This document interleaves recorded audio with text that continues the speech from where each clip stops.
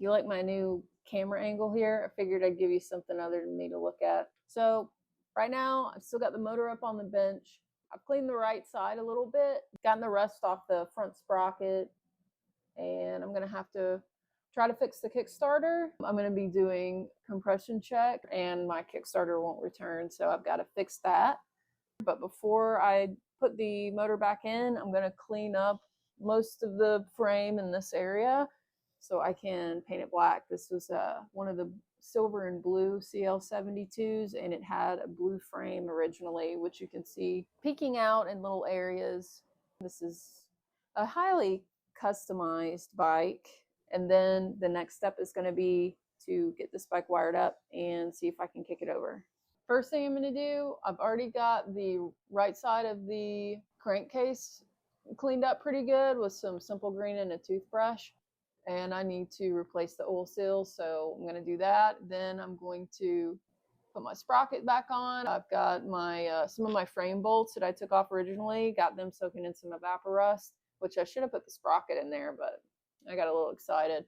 All right, so I got this side of the crankcase clean. So I just spray it down with some simple green. I really like this stuff, and I used a toothbrush, really get down in the cracks. And then in some areas where I really couldn't get the dirt out, I would use this, my little brass dental tool, because the brass doesn't scratch the aluminum. It's not as harsh as like a metal one. So, all right, I cleaned up.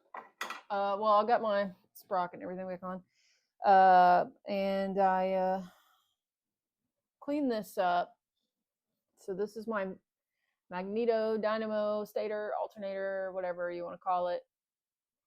It is not in good shape, but a lot of them online aren't in great shape either. So I'm just going to put this back on here for now.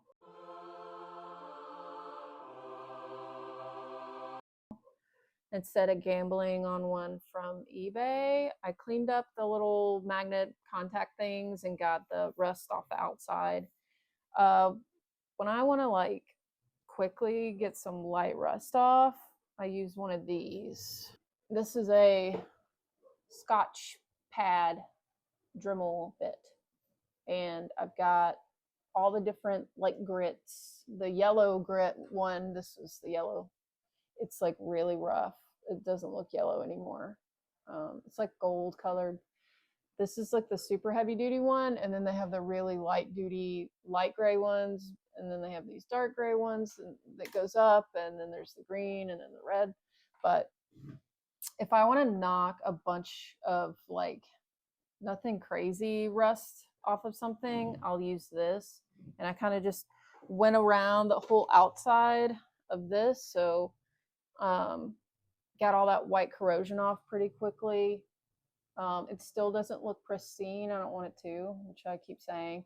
But also, one thing to keep in mind if you do use this, you can like kind of like burn a spot in aluminum if you kind of just hit a spot with it real hard. So you always got to like keep it moving.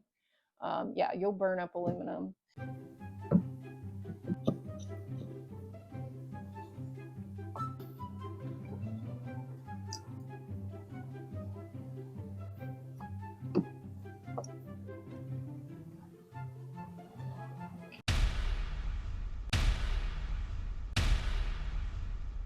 It was at this moment that he knew. He fucked up.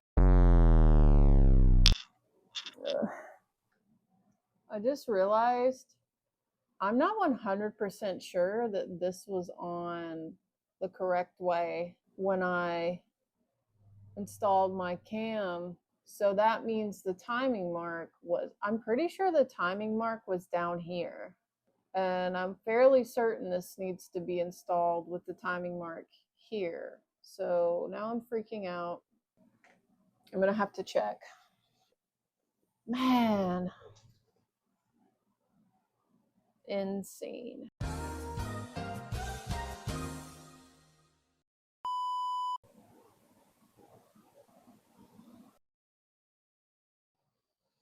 All right, so tape this off. This actually is not like the prescribed JB Weld for metal. It's plastic bonding JB Weld. It's all I had.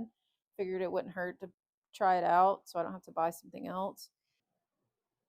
Well, it's not like 30 seconds later and I go to pull this up and the whole thing came out. So I guess I will order some actual JB Weld. I don't feel like going to the store. I'll order some. All right, so next day again.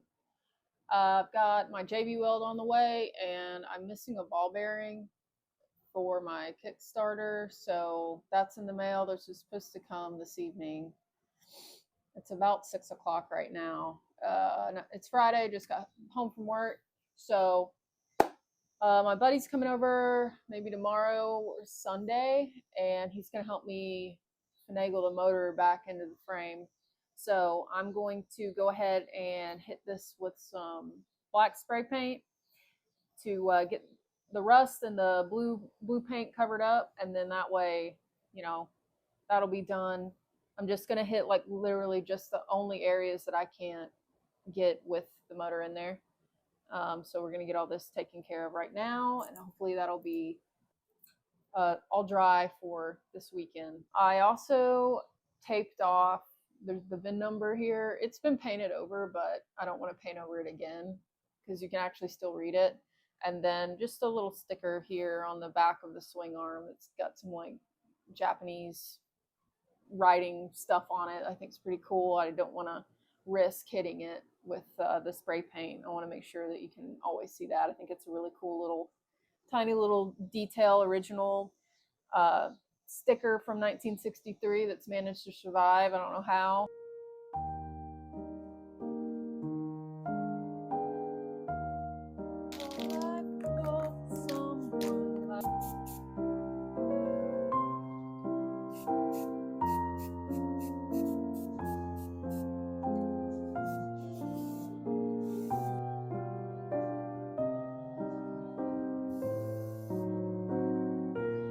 Well, that was really fast. So I wasn't sure what the finish on this paint would be.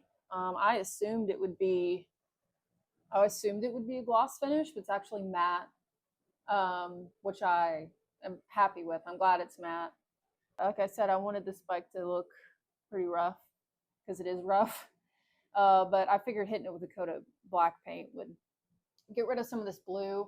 I don't know what I'm going to do with the top of the shocks, with the shocks. I know that, so I don't have a front fender, didn't come with front fender, but I do have a rear fender. I'm going to take this copper paint off. This is going back to bare metal. I think it's going to look sick. I might replace these. I'm going to see.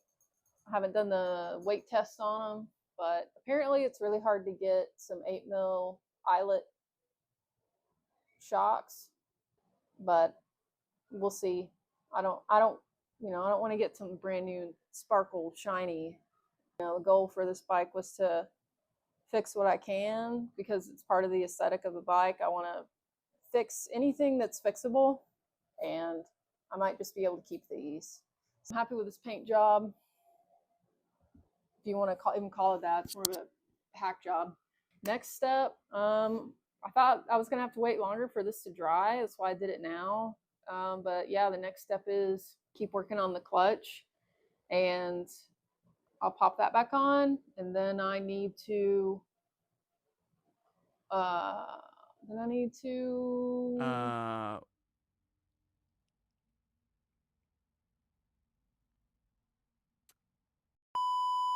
gonna put the side cover back on when JB Weld gets here, fix the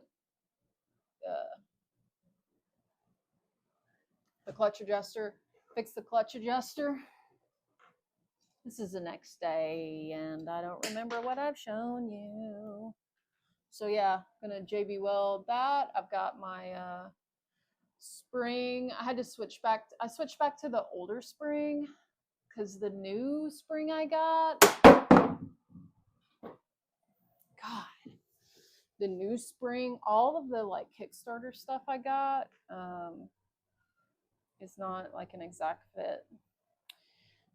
This is the original one of these. The one that I got out of the bag from eBay is like, well, first of all, it's like super shiny, and also it's like, it's a different shape. Like, it's definitely got some differences. Like, this is the one that came on the bike. It's shorter. Where the back here is different. This front is different, and I don't know.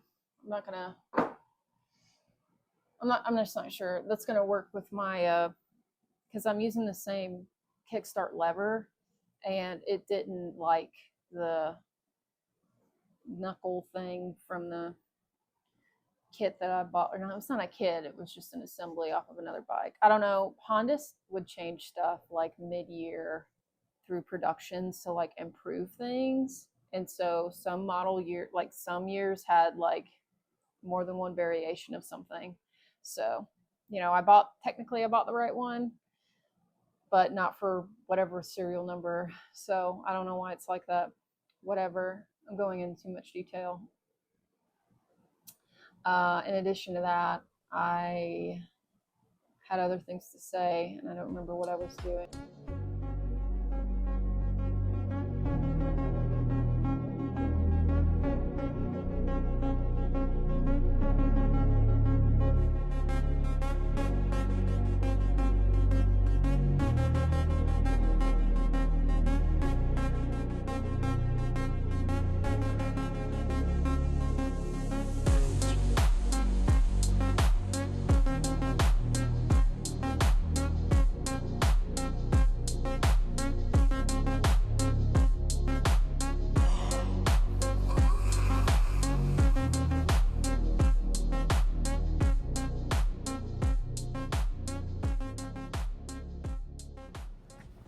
Got my buddy Hosley. What's up? What's up, y'all? It magically appeared in there.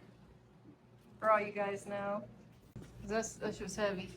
He's a rock star. So we just got to put in our mounting bolts and we'll be good. Yeah. Where is the... Oh, it needs to go back. The whole thing needs to come back? Yeah. He left it in the video. Back a little bit. Further back.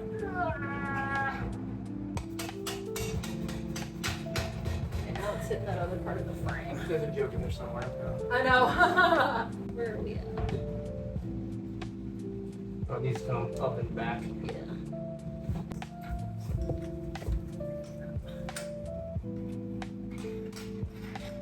Got that? Yeah. Go ahead and tap it. Got it.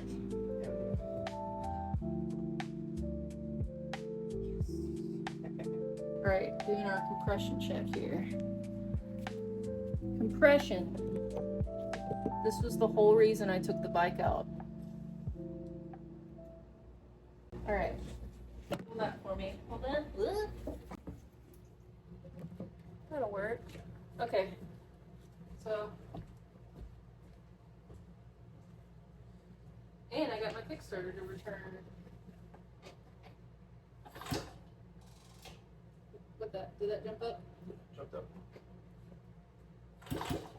Yeah, 50. 50, better. It gets hard now. Oh yeah. Towards 60. 51.75. 51.75. Damn. Moving up slow now. Yeah. All right, we're up at 80-ish. Yeah. I think that's good enough to get it running. Sweet. All right, I'll push the thing. Okay, now we'll do the other side. What's minimum? You want it up closer to 100. 120 is a lot. Man, yeah, I was only getting like 30, and it was definitely the piston rings. I think the shop here. Let's do the other side. The shop manual here will tell me If the throttle grip's not fully open and the choke is not closed, the compression gauge won't be accurate. The choke is on the carbs. It will rise gradually with each kick lever. Do not discontinue kicking until the indication reaches its maximum point. When measuring compression pressure, make sure the engine has been warmed up. This says 127 to 149. But if you don't have a carb on there and the engine's not warm because you can't run it, then Yeah. I think 76 or around 80. Yeah. I think that's not going to be bad for what we got here. No.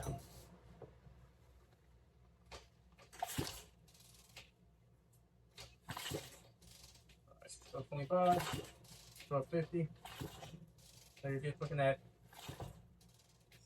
you're almost at 100 right now on that. So that's good. Yeah, you're at probably 97 right now. You're stopping at 97. Sweet. Yes, dude. This thing was nasty, and I thought I was gonna get away with not taking it apart. And I'm looking at it now, and it's, yeah, I'm always trying to cut corners, and I should know better. Let's see, that one and this one. I just don't want to look at diagrams.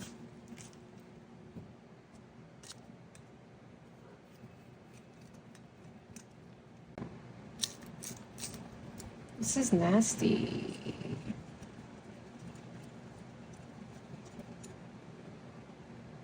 It's gross. I was gonna run it like that, isn't it? It's like when a battery throws up. All right, no mic. I left it at work. All right. So I cleaned the carbs. I got a carb cleaning kit, and then I noticed that my float needles, oh shit, oh, I gotta clean that. All right, so I got my carbs all clean. I didn't clean up the outsides because I still want it to look pretty dirty. I mean, I didn't like polish them so they would, you know, look shiny or anything. So I did get a carb kit, and the float needles that I got were 2 different sizes. So I ordered another pair of just the float needles, but I did just go ahead and adjust the floats to what they needed to be. And then also my air mixture screw on this carb didn't like seat all the way down in there. So I'm supposed to basically bottom it out, and then I back it out a turn and a half. I did that with this one, but that bottoming out position's not the same as it is on the other carb, which is like recessed all the way down in there. So I don't really know what to do about that. I messed with it for a while. I don't know. So that might be an issue later, or maybe I could take this little O-ring off, even though I'm not supposed to. Okay, next I am hooking up the throttle cable. So I ordered throttle cable replacements, but the ends of the throttle cables that fit down in these throttle sleeves are, this is what the original end of the throttle cable looks like this. And the cable that came with it had the like round piece, the round part on it that looks like this on the end. And with the top of the throttle tubes, I'm having to modify everything. So I'm having to modify both ends of this throttle cable. So the issue with the throttle cables being like this instead of like this is that this is the top of the carb. This won't fit through the little adjuster screw, the throttle adjuster screw that's on the carb. So it was difficult because the ends of these already had like they had a threaded screw on here and a, basically they had their own adjuster built in. So I took the saw to these and I cut that off, and why can't I, there we go. Cut that off, and then I used some solder and I redid the end with some solder so that it'll fit. And then this was clean, and then I dropped it. It can also, now it can fit in the end of my throttle slide. Well, so that'll do that. So I had to modify that. That took way longer than I wanted it to. Now the issue I'm having is that the channel in the throttle assembly for the actual control, this piece on this end was too wide to fit inside this channel. So just like the most monotonous task just to get a throttle cable on. So also there's no like position retention pin, and I don't think that's what this little hole is for. I think this is literally just a machining mark thing here. My because there's just no way that anything went in there. I see that little hole? I thought maybe a pin went in there at one point, but I looked online on eBay for people just selling these, and there's no real indication that it came with that. So I'm just kind of hoping that it stays. This thing's nasty. I put this through the parts cleaner, but I didn't want to get it too clean. But yeah, that's where I'm at right now. So I have the carbs back together. I'm having to do modifications. This was supposed to fit this bike. It didn't. I just hope it's the right length. I think it'll be fine. I think I've got this filed down enough to not get stuck in this channel. So I really just need to do the wiring. Ooh. What I also forgot to say is I'm doing this crap because I have this. I'm pretty sure I bought it for this bike. I'm almost positive I bought it for this bike. Anyway, the reason I'm modifying these is because I said it in the previous video, but I'm going to reiterate it now. I'm spending the least amount of money possible on this motorcycle. I'm not making this a reliable bike. I will eventually, but every time I redo a top end, I am just so concerned that I did not torque something down. I forgot something. I didn't put something back together in order.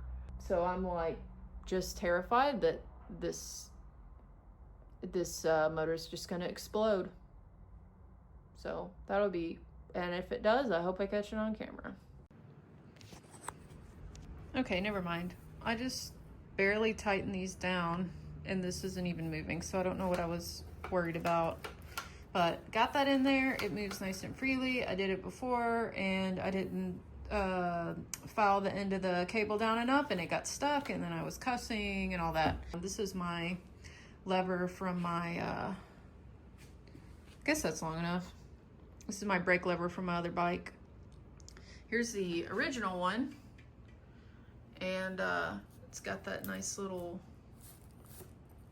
end on it. This is my trash bag. But these always break off. They're normally broken off on the bikes that I find anyway, and it looks like that's what they did with this one. It broke off and then they filed the end down themselves. So I'm gonna keep it. It looks cool. And it kind of makes sense, like, you know, a race bike would have it break off, so if you dropped it enough times. So I'm gonna keep that, and maybe I'll even replace this one because I have the other handle or the other lever from that side, so they'll match. Or I could just chop that one off. This one still has the like protective plastic stuff on it.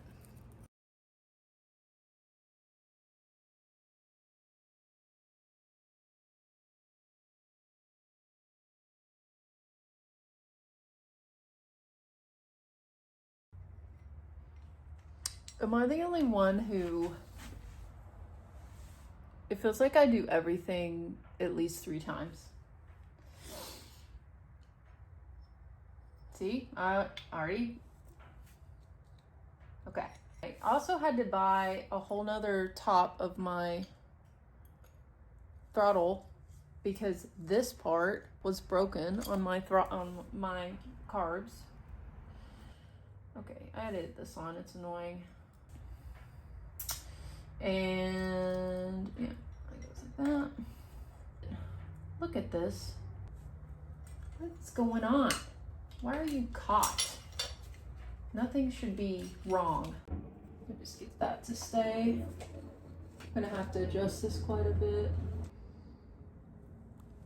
Can I do it? Boop. See that?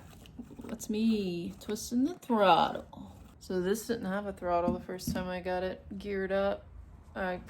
Geared up. That's a weird thing to say. The first time that I started this bike, I didn't have a throttle on here. Why is this stuck? Probably because I messed this up on purpose and now it's permanently messed up. This is really long. It's supposed to go, yeah. This is really long. OMG. Am I supposed to split the frame? Yeah, I'm not a fan of how long this is. That's definitely wrong. I'm gonna have to look at a routing thing. And like I said, this throttle cable was supposed to be for this bike. And I have lots of questions now. It would make a lot of sense if this isn't the correct cable. I'm gonna leave it here. I need to figure out this cable situation. You guys don't care about that. Next episode, I'm going to be, look at that, figuring all that out again. It's not going to be a big deal, only if something doesn't work and I can't diagnose what it is. But that video, I promise you, will be long and boring. Such is the nature of electrical work. So I will see you guys on the next one. Deuces.